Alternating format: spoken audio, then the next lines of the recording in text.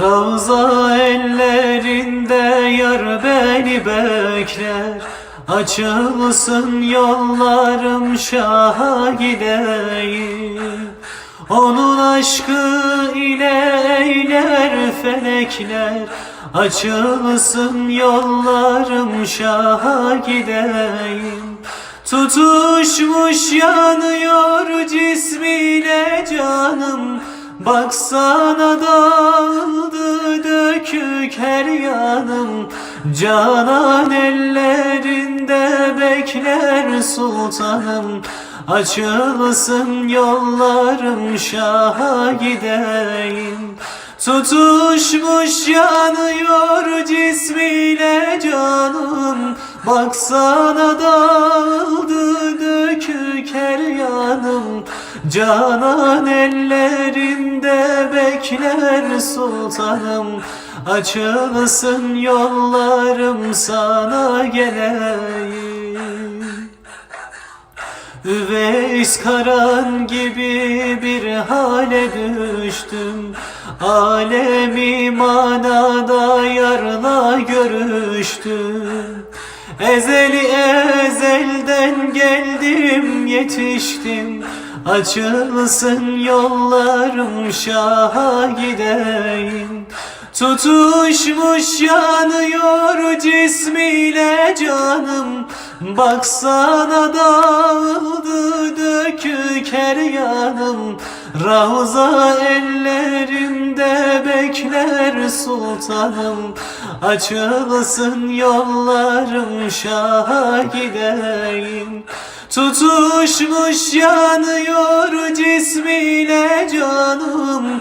Baksana dağıldı dökük her yanım. Ravza ellerinde bekler sultanım. Açılsın yollarım şaha gideyim. Aldın belliğimi, takatim bitti. İradem elimden sıyrıldı gitti. Daha dermanım yok canıma yetti. Açılsın yollarım şaha gideyim. Tutuşmuş yanıyor cismiyle canım. Baksana dağıldı dökük her yanım. Canan ellerinde bekler sultanım. Açılsın yollarım sana geleyim. Tutuşmuş yanıyor cismiyle canım. Baksana dağıldı dökük her yanım. Canan ellerinde bekler sultanım. Açılsın yollarım sana geleyim. Lokmaniyem senin Ali evladı. Her iki cihanda Muhammed adı. Nice yıldır böyle yandım ağladım.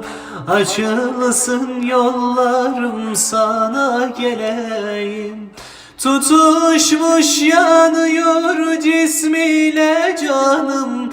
Baksana dağıldı dökük her yanım. Canan ellerinde bekler sultanım. Açılsın yollarım sana geleyim. Tutuşmuş yanıyor cismiyle canım. Baksana dağıldı dökük her yanım. Canan ellerinde bekler sultanım. Açılsın yollarım sana geleyim.